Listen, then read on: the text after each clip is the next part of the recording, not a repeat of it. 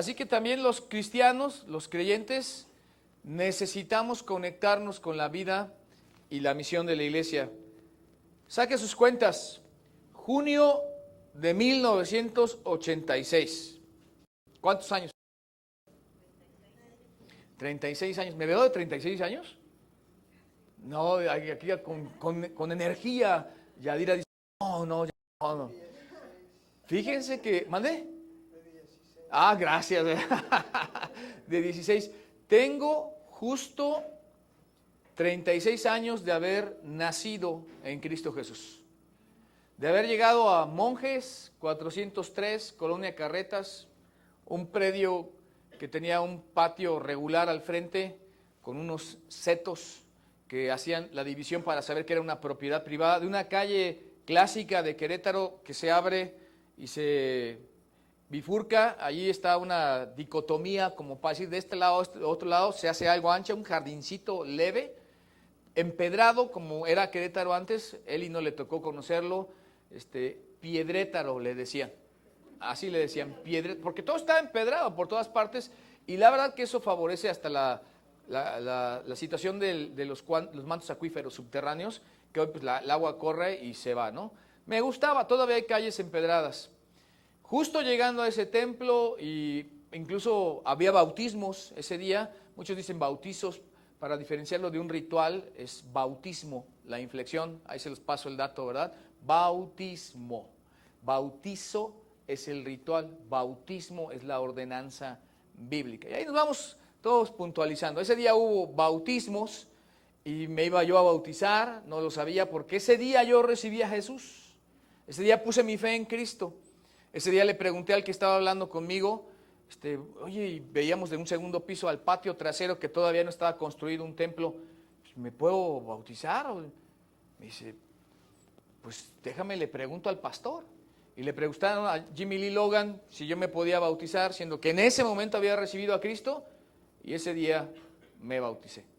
8 años más tarde, para hacerles breve la historia, pues también fui nombrado pastor, curiosamente en un marzo 16 de 1995, y cuando recibí a Cristo Jesús era un junio de 1986, para que se den una idea de los años y cómo pasan. Estaba jugando España contra Dinamarca aquí en el Estadio Corregidora, de hecho en México 86, por eso se hizo este estadio, así que más o menos el estadio y su servidor tenemos la misma edad, en Cristo yo, porque tengo más que eso obviamente, ¿no? Nadie me dio la bienvenida, no es reclamo, Pastor Lee ya está con el Señor, hermana Rebeca de Lee. No es retórica, nadie me dijo bienvenido, nadie me sentó, nadie me discipuló, nadie me aconsejó, nadie me dio seguimiento, nadie me dijo si yo quería ser pastor. Me regresé a México, seguí mi vida, me sentí incómodo bien en mi corazón, del llamado de Dios en mi corazón. Dios hizo la obra, me llamó, porque cuando pues fieles nuestro Dios, de que irrevocables son los dones del llamamiento de Dios. Por eso nos casamos rápido, lo más rápido que se pudo, a los 19 años, después de haber recibido a Cristo a los 17 años, de regreso a Querétaro, porque era lo único que yo ubicaba como iglesia de Dios para servir y crecer como ya Señor, porque ya me había casado, como Señor, ya mi primera decisión, ya era Señor, vamos a guiar y hacer una vida en Cristo, en Dios. Dios fue el que me conectó con la vida y la misión de la iglesia. Pero esa es la labor que la iglesia tiene que hacer, conectar a las personas con la vida y la misión de la iglesia. Hacer una vida en Dios es tomar la iglesia, la reunión, la convocación de los santos, en la oración colectiva, el canto colectivo, la ofrenda colectiva, la comunicación o comunión colectiva, la comida colectiva, la enseñanza colectiva, todo colectivo, todo eso se toma para nosotros conectarnos con Dios y crecer. Y le toca a cada quien justamente hacerlo dependiendo de la vida que quiera tener. De hecho, Dios respeta y nos dio libre albedrío y lo respeta, como para saber si me conecto con la vida y la misión de la iglesia, o pues, le echo ganas, o le doy por mi lado, o hago mis pausas, o dejo pasar los años, muchachos, y ya cuando acuerdas volteas hacia atrás y dices, como que ya pasaron los años, ¿no? Sin duda que por mucho, lejos de ser su servidor perfecto y tener una vida de la misma índole. No ha sido así. Pero si no hubiera sido por Dios, les aseguro que no estaríamos, no solo no estaría hablando aquí, les aseguro que no estaríamos en este planeta, se los aseguro. Y eso como un testimonio aquí grabado para los que nos están viendo, que la vida es mejor en Dios, la vida nos sonríe mejor, no solo en Dios, porque la gente dice, pues Dios es una cosa y la iglesia otra, definitivamente, pero la expresión sublime, máxima, fuerte, está en la iglesia. Y hoy quiero pedirles, siendo que vamos a cerrar el tema, que vayamos, creo yo, al capítulo donde surge en el Nuevo Testamento la iglesia. Mateo 16, versículo 16, pero vamos a comenzar desde el versículo 1, justo es el capítulo donde la mayoría coincide en que la iglesia tuvo que haber nacido, de Mateo 16, versículo 16, hasta Hechos capítulo 2, donde llega el Espíritu Santo a la iglesia, en donde ya tenemos un grupo de 120. Ahora, yo soy respetuoso de este pensamiento y como no quiero entrar en conflicto, en verdad, porque la Biblia no es para debatir con nadie, ni quién sabe más ni menos, yo solamente quiero decir mi opinión. Yo creo que la iglesia ya estaba en Hechos 2, eso es lo que yo creo. Pero algunos dicen Mateo 16, Hechos 2, para que allí en ese inter histórico pongamos a la iglesia. Ahora, les doy un dato, para Mateo 18, cuando habla de la disciplina en la iglesia, dice, tenle por gentil y publicano y dilo a la iglesia. En Mateo 16 dice, edificaré, futuro, mi iglesia. Pero en Mateo 18 dice, dilo a la iglesia. Así que ya para el capítulo 18 la iglesia ya está presente. Viene cobrando forma, teniendo los elementos, dando la instrucción y llegando el Espíritu Santo que guía a la iglesia hasta Hechos 2. Pero vamos a ser amables con todos los de Facebook, desde Mateo 16 hasta Hechos 2, ponga allí donde usted quiera y crea el nacimiento de la iglesia. Así que vienen los fariseos y también los saduceos. ¿Cuántos grupos son ahí entonces? Son dos. ¿Cuántos grupos? Pero eran de los importantes. También estaban los celotes, poco mencionados en la Biblia, y los esenios, nada mencionados en la Biblia. De los grupos sectarios de los días de Jesús, que me faltó decirles que cuando llegué al templo, veniendo de la religión tradicional, donde hay templos suntuosos, y dices, por ejemplo, hola, hola, hola, ¿cómo estás? Aquí estamos. O sea, es mucho eco, ¿no? Porque está suntuoso el asunto y es mármol y no sé, así se va. Entonces llegas y dices, ¿estoy en una secta? ¿Esto es una secta? ¿Qué es esto, no? Pero la enseñanza era correcta y de Dios golpeaba el corazón y luego te vas y ya quedas herido por Dios en el buen sentido. Así que tenemos que conectar a las personas lo más pronto posible con la vida y la misión de la iglesia para entender que un templo no es una iglesia y que una religión no te relaciona con Dios, sino te da prácticas. Eso es lo que hace la religión, prácticas. Y hay buenas religiones, de hecho no estamos peleados con las buenas religiones, porque también hay falsos credos que básicamente se convertirían en sectas cuando tienen una iniciación o algunas enseñanzas escondidas y torcidas que no solo dañan a las personas, sino que contravienen la verdad bíblica y la palabra de Dios y a Dios mismo. Pero aquí están los de aquellos días, los fariseos, que eran un grupo religioso que justamente como fariseos tenían muchas tradiciones y su propia interpretación de la ley, pero que además creían que toda la Biblia era la palabra de Dios, pero igual creían en la resurrección de los muertos. Y ahí están los saduceos. Todos ellos también creían solamente que no había resurrección de muertos y que también solo la Biblia era de Moisés para atrás, o sea, el Pentateuco, los 5 libros de la ley. Pero estos vinieron delante de Jesús, véanlo y díganlo allí en su Biblia, subráyelo si quiere, ¿cómo dice que vinieron? ¿O para qué vinieron? Ahí está en amarillo, ¿para qué vinieron? Así que estos dos grupos antagónicos que pedían, de hecho dice, y le pidieron que les mostrara señal del cielo, eran dos grupos que tenían un enemigo en común, Jesús. Ellos mismos no se ponían de acuerdo en lo que creían, pero en tener un antagonismo y un protagonismo antagónico a Jesús, se pusieron de acuerdo para llevarle la contra a Jesús y como tal tenían en común fuerzas para tratar de darle muerte. Ahora piden señal, porque señal es diferente al milagro. Las señales estaban profetizadas para que se pudiera ver en Moisés, primer periodo de milagros, en Elías y Eliseo, segundo periodo de milagros, y luego en Jesús y los apóstoles, tercer grande periodo de milagros que Dios autenticaba, ponderaba, validaba, les decía, esta es mi palabra y viene por este profeta. Y de hecho cuando Jesús viene, por eso Juan el Bautista fue reconvenido cuando Cristo le dijo, los cojos andan, los ciegos ven, los leprosos son limpiados y a los pobres es anunciado el evangelio. Así que te queda duda de que yo soy el Hijo de Dios, pero ¿quién quería dudar del Hijo de Dios? Los saduceos, los fariseos y el diablo mismo ponía en tela de juicio la identidad de Cristo. Ahora dice el versículo 2, mas él respondiendo les dijo a la petición, cuando anochece decís buen tiempo, porque el cielo tiene arreboles. Versículo 3, y por la mañana hoy habrá tempestad. Cuando digo, y que Caro tiene la culpa, los que no saben, Caro es mi esposa, ¿verdad? Pero Caro tiene, déjeme culparla aquí delante de todos, ¿no? Me pregunta siempre, oye, ¿crees que va a llover hoy o no? Que siempre que vamos a salir de la casa, ¿va a llover o no? Entonces yo salgo y ya está, y le hago así, ¿no? Así. O veo el teléfono, pues ahí te dice, ¿no? El pronóstico del tiempo. Pero yo más bien veo las nubes si tienen partículas de H2O que está cargado de agua y se ve negra la nube, que no está pues, en su forma de gas, sino que está de vapor, que está más bien en líquido. Digo, sí llueve, no llueve, y me acuerdo de esto, sobre todo en esta parte, porque tienen arreboles el cielo nublado, ¡hipócritas! Y digo, ándale, fui un hipócrita. Ya perdí a Diana porque se me quedó viendo como diciendo, ¿qué está haciendo el pastor, verdad? ¿No?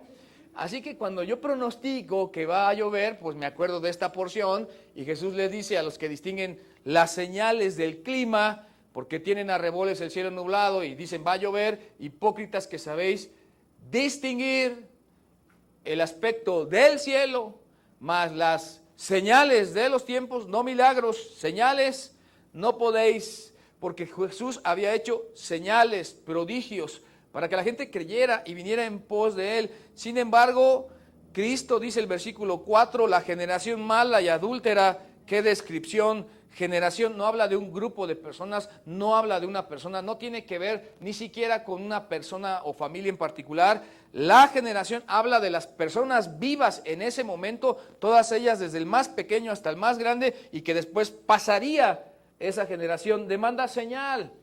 La palabra es fuerte cuando dice demanda señal, y están pidiendo no cualquier cosa, señal, ni siquiera están pidiendo un milagro, pero dice Jesús, ¿me ayudan a leerlo? Señal no les será dada.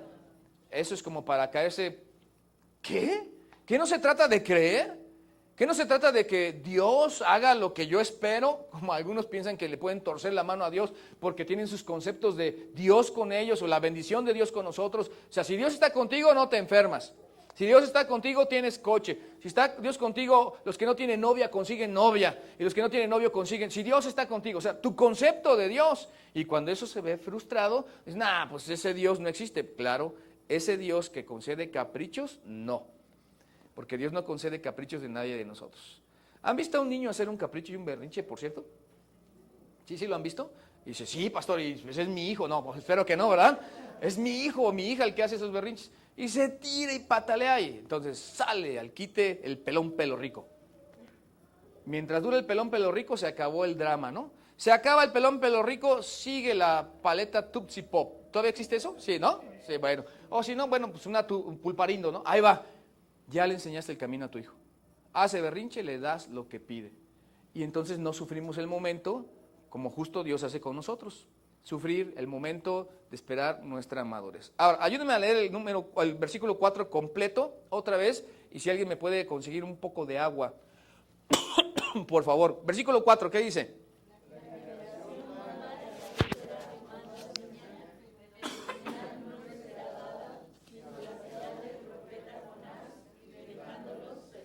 Así que los dejó pataleando en el piso, pidiendo su Tupsi Pop, o su pulparindo, o su paleta payaso, lo que fuera.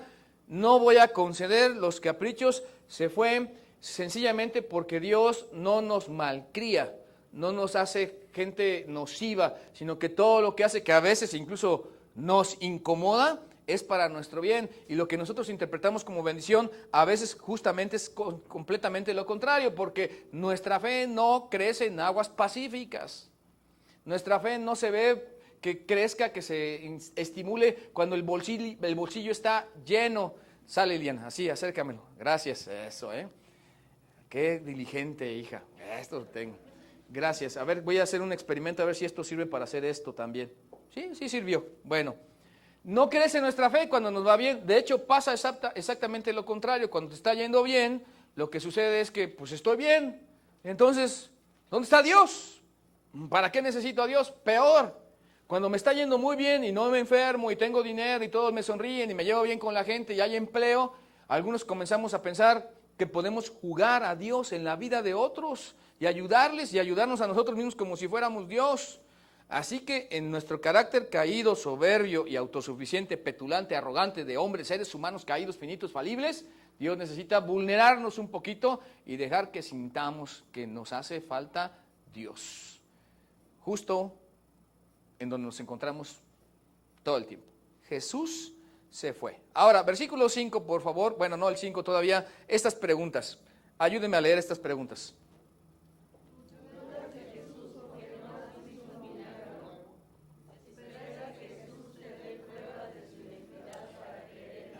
Bueno, la verdad es que algunos dirían, pues si yo ya sigo a Jesús, yo desde 1986 estaba poniendo mi fe en Cristo Jesús, y entonces ¿por qué nos está preguntando si dudo porque no he visto un milagro? La verdad es que a veces nuestra fe vacila, oscila, languidece. ¿Qué palabra quiere decir? Mengua, desaparece, se difumina, se espuma nuestra fe. Lean algún día buscando la biografía, se les recomiendo de Billy Graham, por ejemplo, Billy Graham. O alguno famoso de los predicadores. Sin excepción de todos los grandes predicadores, todos en algún momento se han enfrentado con esta pregunta como predicadores y pastores. Y la verdad es que uno no es la excepción. Donde uno tiene que tomar su fe, su creencia y voltear y ver a Dios y decirle, Señor, ayuda a mi incredulidad, quiero creer. Porque hay momentos de la vida donde, dadas las circunstancias, nos vemos así tambaleantes y oscilamos en nuestra fe y casi queremos volver hacia atrás. Por eso que dijo Jesús que si alguno pone la mano en el arado y mira hacia atrás, no es digno de mí. La tentación está, el estilo de vida de abandonarlo está, el hecho mismo de desánimo está. Pero uno tiene que preguntarse, ahora ya como creyente, ¿estoy dependiendo de Dios para que me dé lo que yo quiero y interprete yo como bendición lo que yo quiero y lo que le pedí a Dios? ¿O estoy dispuesto a recibir de Dios lo que Él quiere? ¿Qué diferencia, verdad? Hay mucha diferencia.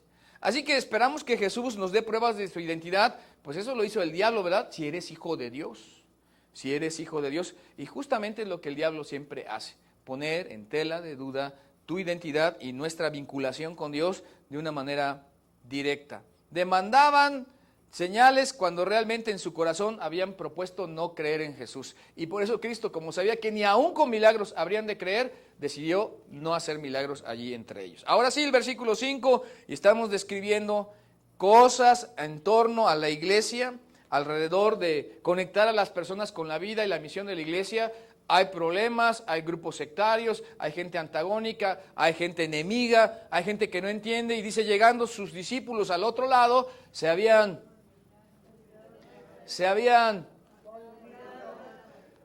una vez hubo una boda y el encargado del sonido llegó a la boda sin el sonido. ¡Se me olvidó, Paz! Así me dijeron. Y yo me empezó a escurrir así, pero de sudor aquí, de tensión el asunto. Ya se imaginarán a qué boda, ¿no? Llegaron. Ahorita vemos cómo lo arreglamos. Quiere decir que a los discípulos a veces se les olvida lo importante, ¿no? Por eso me acordé de eso. Se les olvidó traer el pan. Pero a ver, traduzcamos el pan para nosotros. ¿Cuál es su pan? Eso representa el máximo interés y sustento de la vida de aquellos días, el pan. Con todo lo que representa, que por eso no lo partían con un cuchillo, porque representaba la bendición de Dios, sino con las manos. Y metían en ese pan, que básicamente parece una tortilla gruesa de harina, se me fue el nombre, pan pita, ese pan, y lo parten y metían y mojaban con él. Para un judío el pan era algo muy importante y los discípulos se les había, y era algo importante de manutención de la vida, y sin embargo se les había, y parece que a veces a nosotros se nos olvida lo que es de manutención de nuestra vida espiritual. Ahora dice el versículo 6, y Jesús les dijo, mirad, guardaos de la levadura de los fariseos.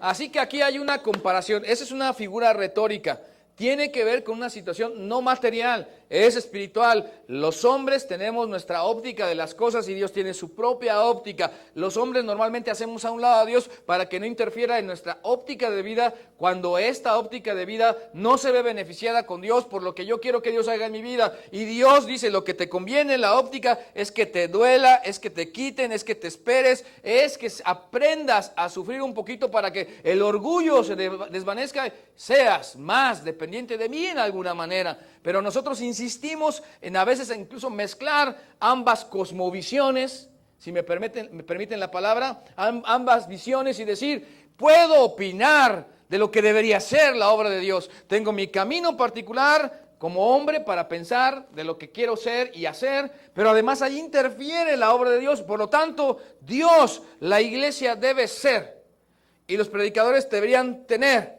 y los cristianos deberían vivir, y la manera de perdonar debería ser, y la forma de relacionarse tendría que ser, y la manera de disciplinar. No estoy de acuerdo con eso de la vara, por ejemplo, para ser categórico con los papás aquí presentes, ¿verdad? Eso es brutal, pastor, eso es monstruoso, va a arruinar la personalidad de los niños. Lo siento, psicólogos aquí presentes, si fuera su postura. Y yo creo que no, porque hay disciplina que es punitiva, y de esa es el clímax, que para quién son los azotes, para la espalda del necio.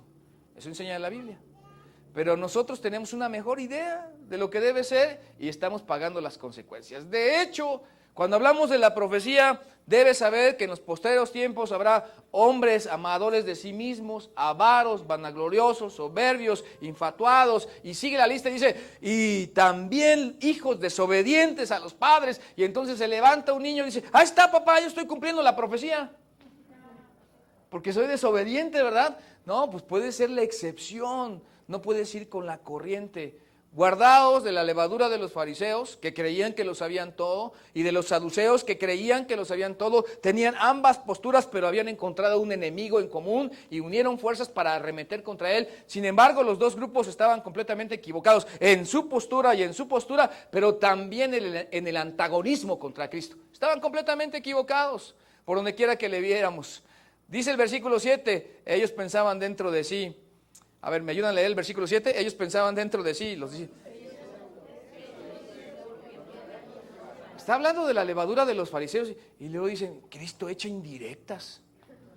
Nos echó una indirecta, está echando pedradas, ¿verdad? Lo que está diciendo. No, Cristo es frontal y lo que tiene que decir, dice, ay de vosotros, escribas y fariseos, hipócritas, porque diezmáis el eneldo, el comino, y os habéis olvidado de la misericordia y el amor. Esto era necesario hacer sin dejar de hacer esto que sabes hacer, litúrgica y puntillosa y ritualistamente. Diezmar y ofrendar, pero te habéis olvidado de la misericordia y el amor, que es básicamente la expresión de la vida transformada por estar en relación con Dios, la misericordia y el amor. Esto tiene que ver con religión, diezmar, ofrendar, asistir, caminar de rodillas, abrir la Biblia si fuera la religión de alguien, decir, orar, rezar. Esta es la religión y esto nos obligamos para hacerlo, pero el amor y la misericordia solo lo promueve Dios, que es un estilo de vida en nuestras personas y que básicamente es un milagro. Pero ellos estaban pensando en el pan. Pareció como balacera eso, ¿no? Pan. Si hubiera estado en Celaya, salimos todos corriendo del templo cuando dicen pan. Porque ahí está nuestro enfoque de vida. Porque ahí está donde están nuestros intereses. Porque justo representa la manutención y el sustento de nosotros. Y a veces lo buscamos de más. Porque pan tenemos. Yo le apuesto que en la casa de todos los aquí presentes tenemos pan. Y a veces hasta se hace duro y dice, no, ya cómprate otro y mejor muélelo para hacer milanesas, carne empanizada, ¿no? Todos tenemos pan, de alguna u otra manera. Así que viene, es frontal, dice el versículo 8, y entendiéndolo Jesús, que estaban pensando estas cosas en su corazón, les dijo, ¿por qué pensáis dentro de vosotros, hombres de poca, que no tenéis pan? Y va a conectar la enseñanza de lo que han visto, de los cientos de milagros, de las cientos de personas, de las miles de personas beneficiadas por Cristo, como para incentivar su fe y ubicarlos, calibrarlos para que estuvieran alineados con el pensamiento de Dios, que su óptica en la vida y misión de la iglesia dejara de ser solo humana, filosófica o instruida, y qué bueno que la gente sea instruida, educada, pero que también se conectara con la visión de Dios y que más que hacer una mezcla, migráramos de la visión, cosmovisión humana para quedarnos en la visión de Dios y decir, de aquí en adelante trataré de ver las cosas como Dios las ve, trataré de sujetarme a las cosas como Dios las hace, agradeceré lo que Dios me manda, aunque no lo entienda, porque algún día espero ver hacia atrás, cuando llegue allá a la eternidad y vea la historia de mi vida y entonces entienda cómo compaginan todas las piezas de mi vida, que en algún momento de algunas de esas piezas me llegué a quejar y tal vez hasta agité el puño contra el cielo y lancé algunas consignas contra Dios y dije, estoy enojado con Dios. ¿Por qué estoy enojado? Porque Dios permitió que uno de tus hijos, la pandemia, se lo llevara, si fuera el caso de alguien de Facebook, pero no quiero ser insensible, sencillamente duele, claro que duele, pero Dios no tiene la culpa de eso, o perdió el empleo, o enfermó, tal vez se divorció, y dicen, Dios tiene la culpa de mi divorcio, y dice Dios, yo no le pegaba a tu esposa, ni le daba la quincena para que mantuviera a los niños nuestros. O le dirá a ella, yo no fui desatendido de tu casa cuando yo quería dar bendición, tú ni estabas en la casa para recibir a tu marido. ¿Ven cómo luego culpamos a Dios de lo que nosotros hacemos?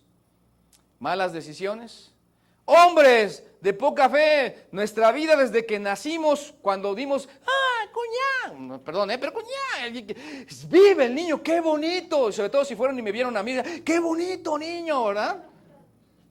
Y luego, ¿qué pasó? Dijeron algunos, ahí el niño se quedó. ¿Qué pasó?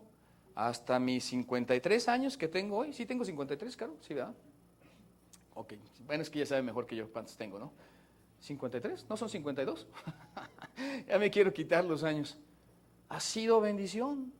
He comido, he dormido, he descansado, me he enfermado, me he recuperado, he ido, he venido. Dios ha guardado mi entrada y mi salida desde ahora y para siempre. Es Dios con nosotros, porque igual que lo ha hecho conmigo, lo ha hecho con ustedes. Así que puede Dios decirnos igual a estos que se les olvidó el pan, que no se trata de pan, se trata de lo que Dios hace todos los días con nosotros, conectarnos con la vida y la misión de la iglesia, es el cuidado de Dios detrás de nosotros en la iglesia y en lo particular. Leamos el versículo 9, ¿no entendéis aún, ni os acordáis de los 5 panes entre 5,000 hombres y cuántas cestas recogisteis? Dice el versículo 10, ni de los 7 panes entre 4,000 y cuántas canastas recogisteis. Y dice el versículo 11, ¿cómo es que no entendéis que no fue por el pan que os dije que os guardaseis de la levadura de los fariseos y de los saduceos? ¿No entendéis que era el asunto que tenía que ver con esta falsa doctrina y actitud y mala forma de vida de gente que supuestamente está conectada con Dios, con la vida y la misión de Dios y su obra? Estaban equivocados. Creían que servían a Dios, pero estaban más bien sirviéndose a ellos mismos. Ahora, con fuerza ayúdenme a leer el versículo 12. Entonces entendieron.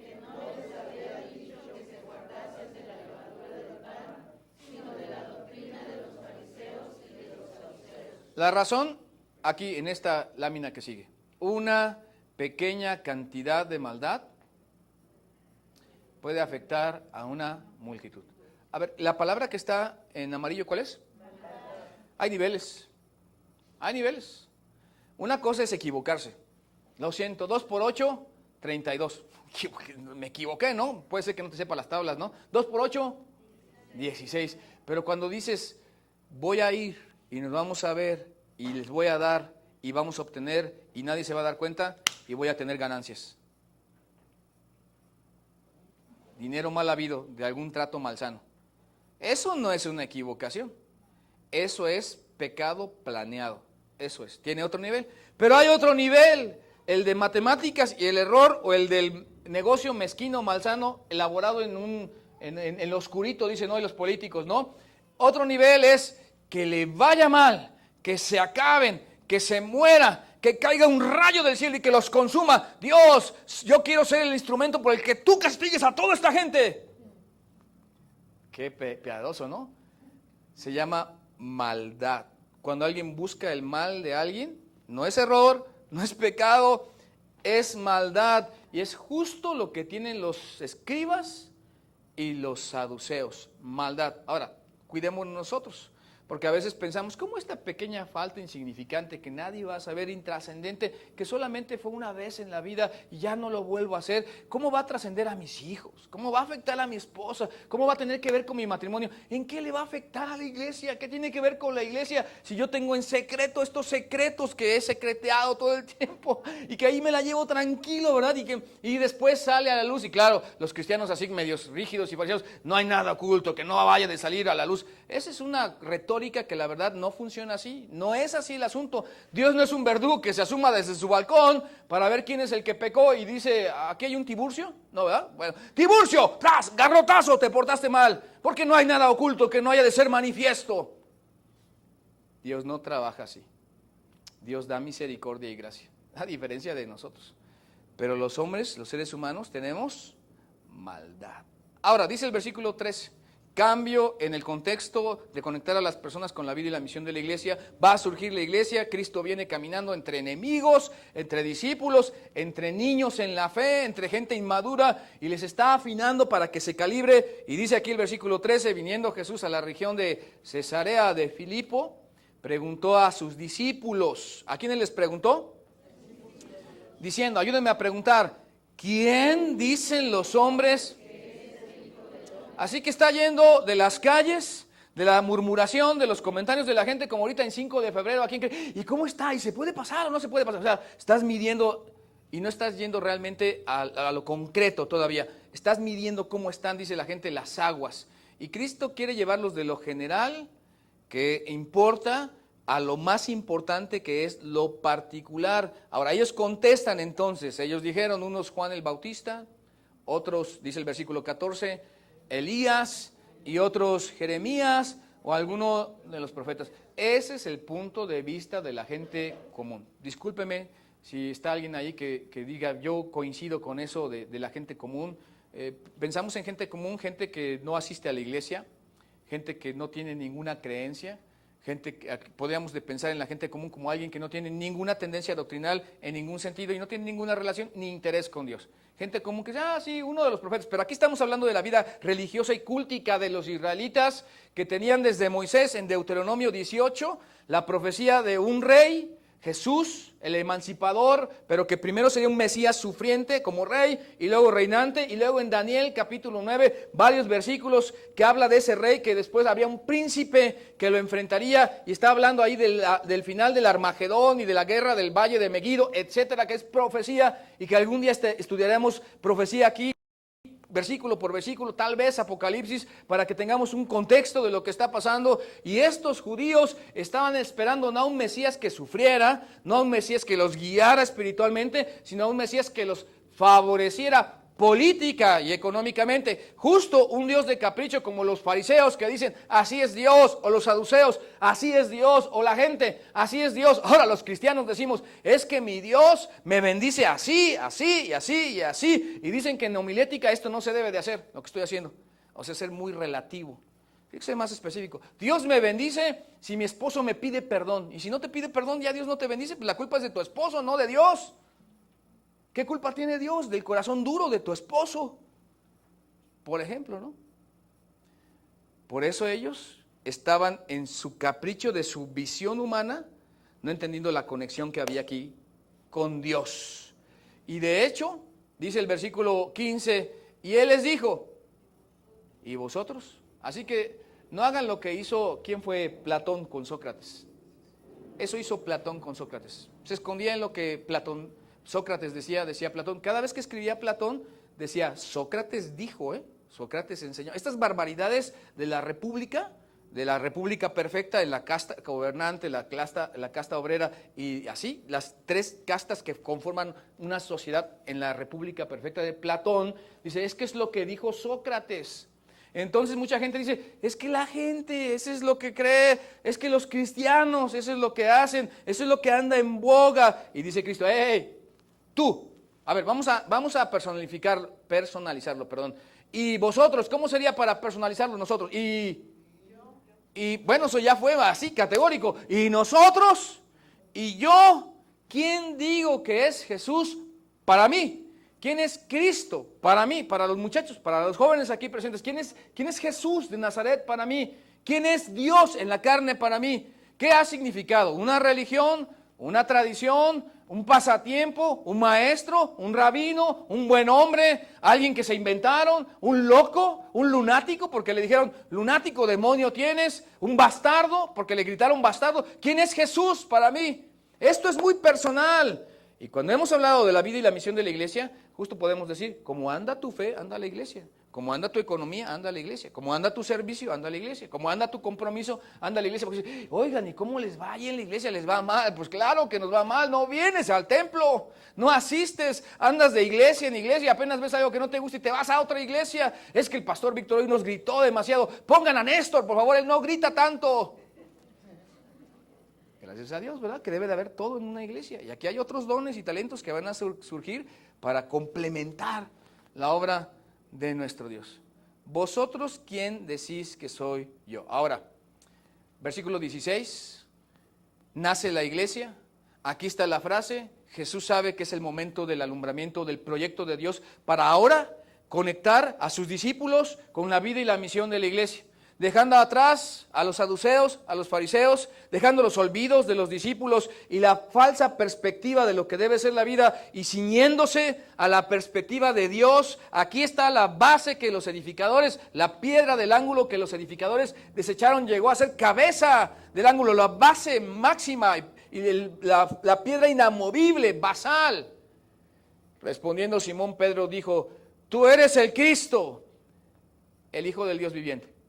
Esta declaración justamente debería ser la declaración en todas las formas que la gente podría llegar a conectarse con la fe en Cristo Jesús, conectando a las personas con la vida y la misión de la iglesia.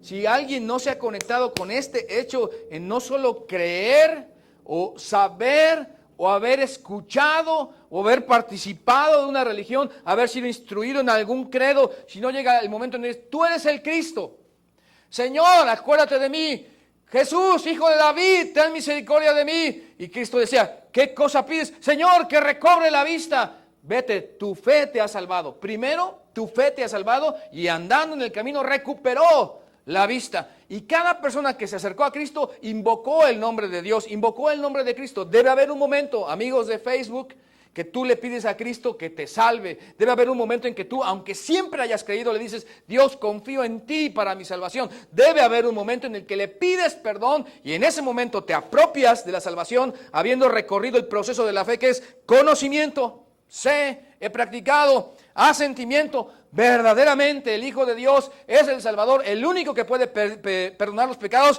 y apropiación. Ahora, sálvame, Señor, sé mi Señor, dame la vida eterna. Tú eres el Cristo, el Hijo del Dios viviente.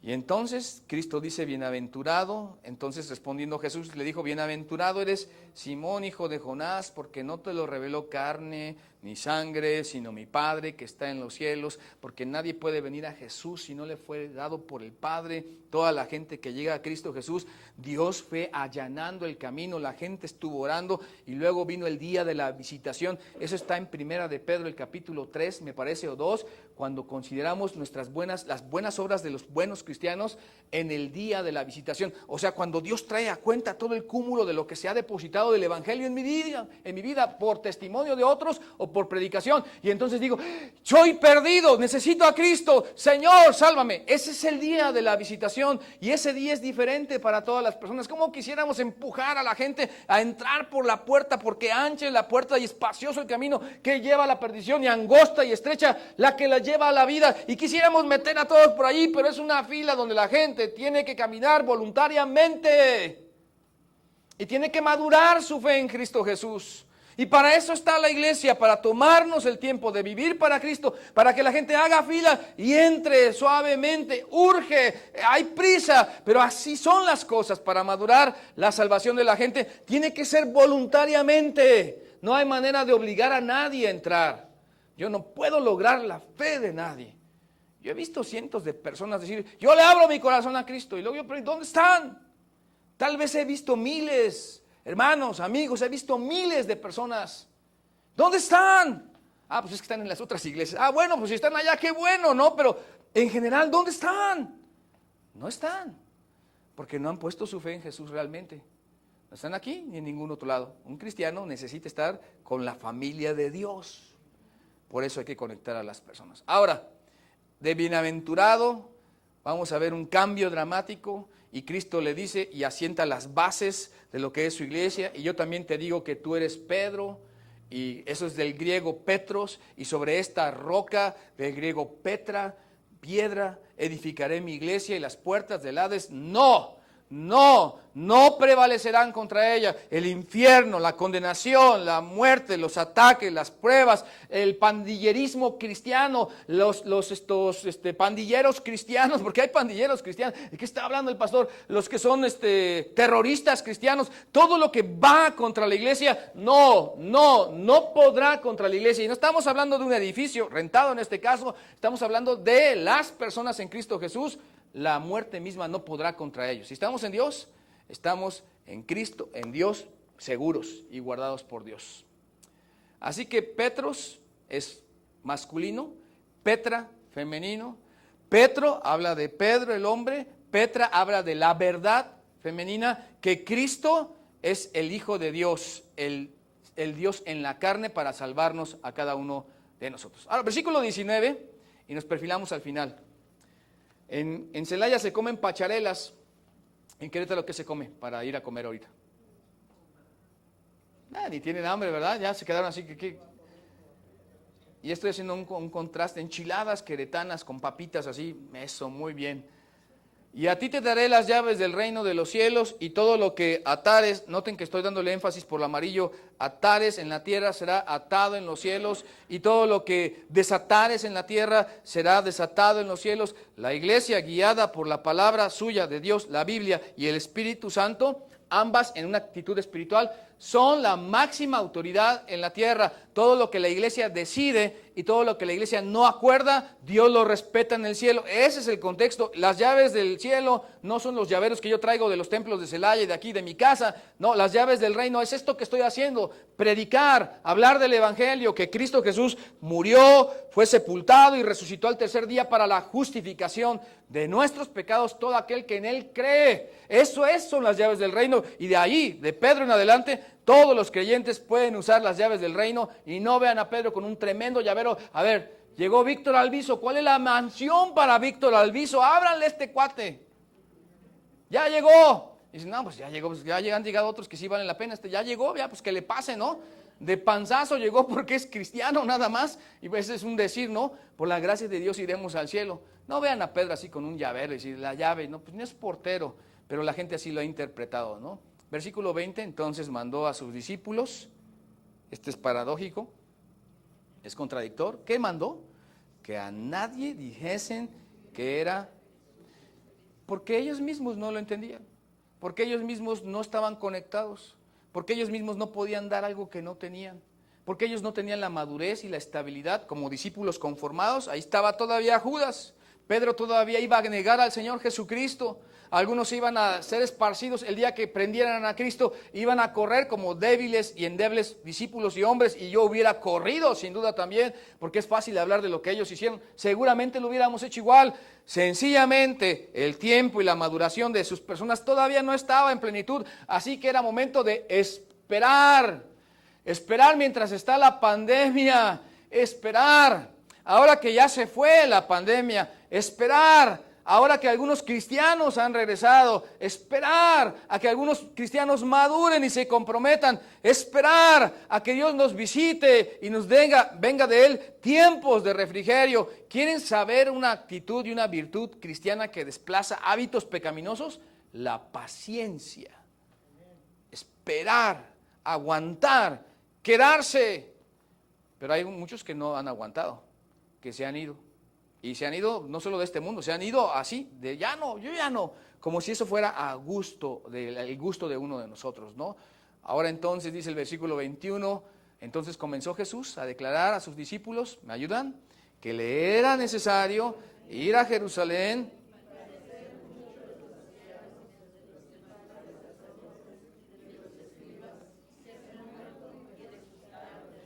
Así que aquí ya no hay cosmovisiones controversiales y además encontradas. Aquí hay una cuestión frontal y central desde entonces de Jesús advirtiéndoles y diciéndoles que la vida y la misión de la iglesia se logra a partir del sacrificio de Cristo y su resurrección de entre los muertos, y que a partir de ahí la persona podría tener fe y ser justificado, y que la iglesia justo tendría que dar este mensaje una y otra vez, y que la gente en sus contextos, cada quien tendría que madurar lo que para ellos esto significa y abrazar o rechazar, como algunos hacen, a Jesús, y finalmente definir su vida en la cosmovisión de Dios, conectándose con Dios y con la iglesia de Dios, o seguir con su proyecto de vida, el que sea. En este lado del proyecto de vida. Dice entonces el versículo siguiente, 22, entonces Pedro, tomándole aparte, comenzó a reconvenirle diciendo, Señor, ven para acá, mira, permíteme tantito. ¿Sí han visto eso? Permítenos, necesito 3 segundos contigo, nada más. Qué bueno es Pedro. No, Señor, ten compasión de ti. ¿Cómo crees que te va a pasar esto a ti? Miren, si buscamos un poco en este pensamiento que aparte está equivocado, de quién es el maestro, quién es el Señor y quién marca la línea, estamos viendo ahí también un subterfugio de interés. Porque si esto te pasa, Jesús, y abandonamos tu visión y nos vamos a la nuestra, ¿y entonces quién va a ser nuestro rey? ¿Quién va a ser nuestro emancipador? ¿Quién será nuestro libertador? ¿Quién nos va a cuidar? ¿Quién nos va a guiar? ¿Quién nos va a quitar a los romanos de encima y nos va a dar lo que necesitamos? Justamente nosotros, ser el centro de las naciones, Israel. Así que no te nos puedes morir, Jesús. ¿Ven cómo a veces estamos equivocados en nuestra visión de la vida y de lo que pensamos que es, que le ayuda y que abona a la obra de Dios, cuando realmente es lo contrario? Porque si Cristo no muere por nosotros y no se compadece por nosotros, entonces no es cuestión de compadecernos nosotros de Cristo. Cristo se compadeció de nosotros. No habría salvación ni para Pedro, ni para él, ni para nadie. Cristo tendría que haber muerto en la cruz del Calvario, porque es el siervo eficiente. Dice el versículo 23, pero volviéndose dijo a Pedro, quítate de delante de mí, Satanás. De bienaventurado pasó a ser usado por el mismo diablo, instrumento del diablo. Satanás, me eres tropiezo. Todo aquel que tropieza, todo aquel que divide, todo aquel que miente, todo aquel que denigra, todo aquel que calumnia, todo aquel que deteriora, todo aquel que atenta contra la vida y la misión de la iglesia, es justamente tropezadero y es justamente instrumento de Satanás, porque no pone la mira en las cosas de Dios, sino en las cosas de los hombres. Y ahí está el asunto. Para que la iglesia esté conectada con las personas, la vida y la misión de la iglesia, tenemos que ver la visión de Dios. Tenemos que adoptar la óptica de Dios. Tenemos que medir los intereses de Dios y asegurarnos. Porque es muy fácil para mí decirlo, igual como creyente de 30 y ¿cuántos años? Es muy fácil para mí decir, pues yo he leído la Biblia varias veces. Bueno, la has leído varias veces, pero ¿la vives? ¿Practicas los principios de Dios? ¿Nunca te has equivocado? ¿Nunca has hecho algo indebido? ¿No estás en el momento de regresar y arrepentirte, no solo para salvación, sino ahora porque has vivido mal? Yo creo que todos están conmigo en esto que estoy diciendo. Todos y cada uno. Que en algún momento tenemos que quitar de nuestra visión y óptica de la vida y egoísmo y volver a la vida de Dios. Todos los muchachos, no te preocupes. Dios quiere que te cases seguramente, en términos normales.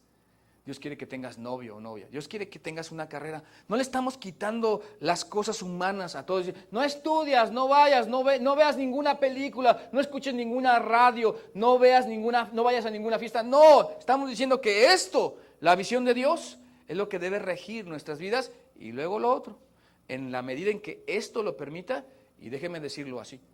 Y entonces, aunque suframos, y entonces aun cuando haya pruebas, y entonces aun cuando perdamos el empleo, o que no haya pruebas, o que tengamos empleo, o que haya dinero, seremos felizmente gozosos, que es muy diferente a solamente ser feliz.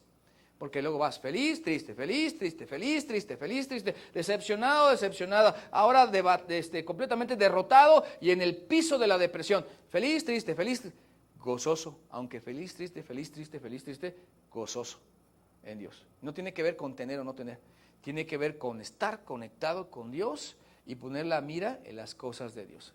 Entonces, Pedro desecha la perspectiva de Dios, justo lo que no queremos hacer, y evalúa la situación desde el aspecto humano. es exactamente lo que el diablo quiere hacer. Poner a un lado a Dios y nosotros ser los jerarcas de nuestra vida. Y poner los destinos de nuestra vida y lo que Dios tiene. Mira, Dios, el día que te necesite te busco.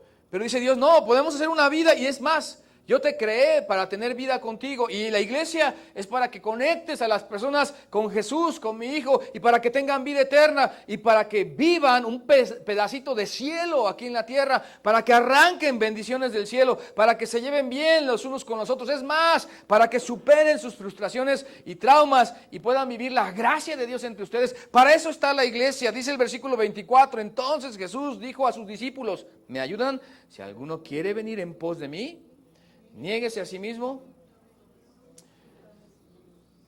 Eso, lo leyeron así suavecito porque dicen, sí leo o no leo, ¿no? Pero la palabra en amarillo así, dígalo fuerte la palabra. O un poco más fuerte todavía. No es el curso de inglés, ¿eh? Sígueme, ¿no? ¿A quién debemos seguir? ¿Quién es el que está hablando ahí? Entonces, Jesús dijo, sígueme. Porque una cosa incluso es saber, conocimiento. Otra cosa es asentir, sí es el Hijo de Dios. Y otra, apropiarse. Ay, Señor, sálvame, perdóname. Y otra, seguirlo. Me salvaste, me perdonaste. Lo menos que puedo hacer es por gratitud, ser coherente y saber que puedo y debo servirte. Y que además otros se van a beneficiar de seguirte. Yo seré el primero en la línea en recibir la bendición de Dios. Porque cuando yo sigo a Dios, justo estoy expresando la voluntad de Dios para mi vida. Y luego los demás se van a beneficiar de lo que yo hago para Dios. Pero como somos completamente egoístas y tal vez en el proceso de conocer, asentir y creer, nos quedamos en, ya soy salvo, que se las averigüen los demás, como decía mi abuelo, ay, que se las averigüen, no sé, es un término, ¿verdad? Que se las averigüen, ¿verdad? Pero tú como, no sé yo, pero a mí Dios me llamó, yo ya soy salvo, a mí me dijeron que hiciera esa oración y yo estoy del otro lado, es más, ya estoy listo, pero Dios, dame unos 100 años aquí en la tierra, después me voy para allá. Tal vez ni sea salvo esa persona, porque un salvo quiere seguir a su Señor, quiere estar con su Señor. Sígame, otro peso de solo creer. Ahora entonces, 25, porque todo aquel que quiera salvar su vida la perderá, y todo aquel que pierda su vida por causa de mí la hallará. Cuando nosotros ponemos o queremos guardarnos del dolor, de las pruebas, de los problemas, lo que estamos haciendo es reenfocarnos en nosotros mismos y perdernos de vista en el servicio de la vida cristiana y poder servir a Dios. Es que quiero tener una vida cómoda, sin problemas, completa. Ay, ojalá que todos los que estamos aquí, de verdad, Dios nos bendiga. Siempre se los digo de todo corazón. Dios nos bendiga, amigos, hermanos, familia. Dios nos bendiga a todos nosotros. Pero pudiera ser que en el plan de Dios es que haya un periodo de vacas flacas en tu vida. Pudiera ser que tengas que dar unas cuantas vueltas en un desierto como el que tuvieron que dar los israelíes allá en Egipto. Pudiera ser que te encuentres con alguien que te va a traicionar como Jesús fue traicionado por Judas y que experimentes las aguas y mieles de la deslealtad de las personas. Pudiera ser que te encuentres con los errores de alguien que alrededor sencillamente se le ocurrió pecar y tú como víctima de esa persona, porque justo nos puede pasar porque estamos en esta tierra. Y la pregunta sería allí entonces, ¿estamos dispuestos a hacer a un lado nuestro confort y status quo y todo el paradigma de vida que en un estándar de nuestra opinión Dios nos debe bendecir para estar listos para conectarnos con la vida y la misión de la iglesia, que es más bien Dios manda y me guía y lo que Dios haga está bien hecho, lo que sea está bien hecho y es lo mejor para mi vida? Y luego llegando al cielo, ver hacia atrás y decir, de verdad Señor, gracias, porque a pesar y por ese lugar y en lugar de, me guiaste y ahora puedo ver tu plan perfecto y completo en mi vida. La vida y la misión de la iglesia. Podemos tomar un paso y crecer y creer y luego ver los resultados de Dios y sus milagros en nuestra vida. Ahora el versículo 26 y lo leemos con fuerza, por favor, todos, 26. Así que, ¿qué dice allí? Así que, porque ¿qué aprovechará el hombre?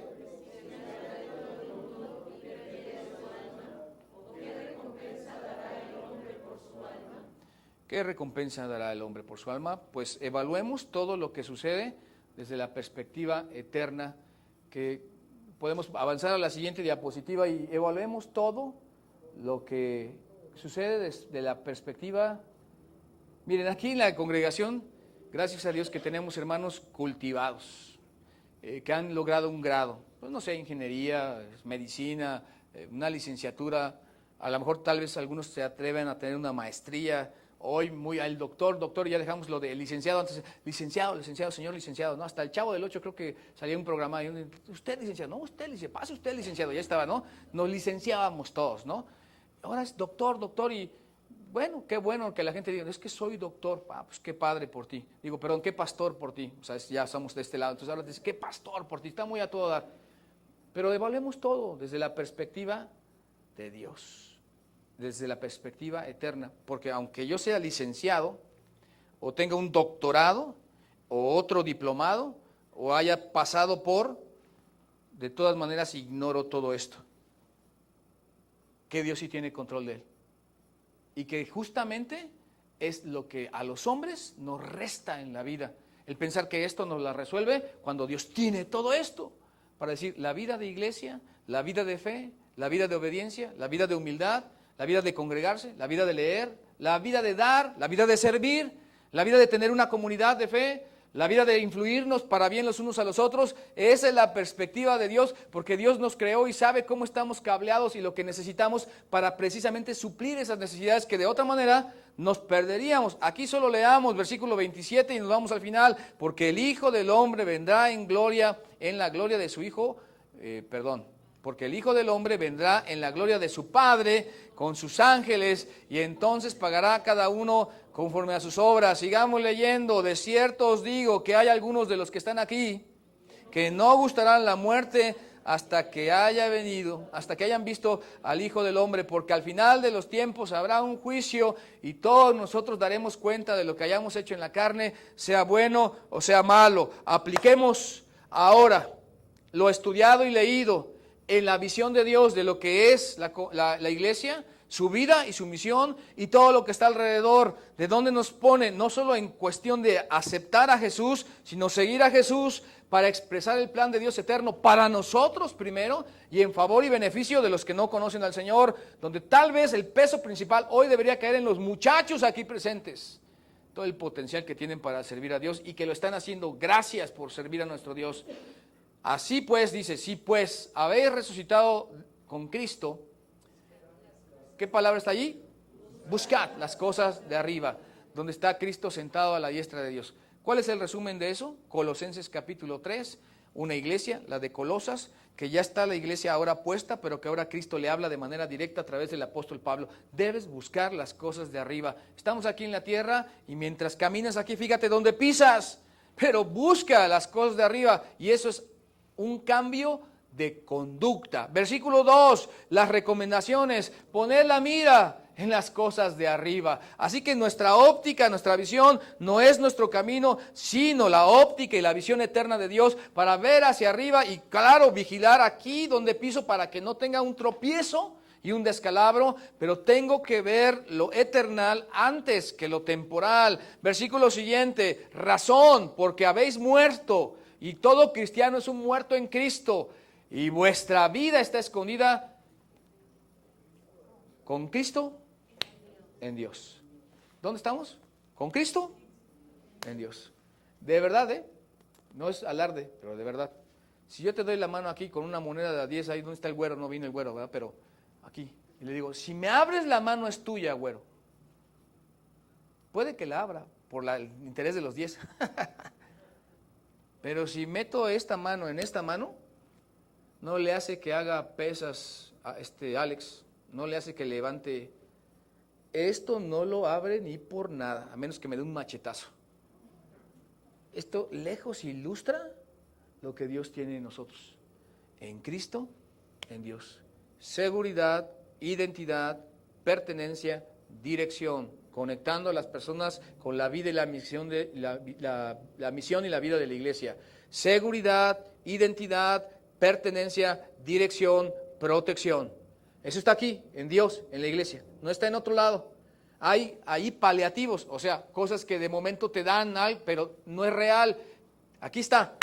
Protección, dirección, identidad, incluso alabanza, disciplina, Y eso solamente está en Dios, en la iglesia, porque habéis muerto y vuestra vida está escondida en Cristo, en Dios. Así que dice el versículo 5, haced pues, subámoslo de nivel, haced morir lo terrenal en vosotros, que son fornicación, impurezas, pasiones desordenadas, malos deseos y avaricia, que es idolatría. Y uno le hacen, ay, qué bueno, yo nada de eso, pero miren, más nivel, pero ahora dejad también vosotros todas estas cosas. ¿Me ayudan? Ira, enojo, malicia, blasfemia, palabras deshonestas. Y eso de la malicia es como que, no, esto no me huele bien, esto lo hicieron por esto va para allá, esto tiene que ser así. Te aseguro que esa es la maldad que tiene la expresión en la suspicacia de atribuirle cosas injustas y verlo malvado, sucio todo, porque para los impuros todo es impuro. Mas para los limpios, no. Todas las cosas son santas. Pero para los impuros, siempre están, pues siquiera dejen que las cosas se evidencien, hablando de nuestros gobiernos. O sea, denles chance, oremos por ellos. Hay que orar por ellos en vez de estar ahí criticando y poniendo la zancadilla para... Hay que orar por ellos, esa es nuestra labor como cristianos. No podemos ser entonces maliciosos. Pero sigamos con la lista y se vuelve de toda esta lista a una sola palabra. No mintáis. Eso habla de una vida de transparencia, de familiaridad, de verdad, de sinceridad, de humildad, de sencillez. Cuando alguien está conectado con la vida y la misión de la iglesia y que comienza a crecer entre nosotros para que Dios haga su obra entre nosotros, hay una característica principal.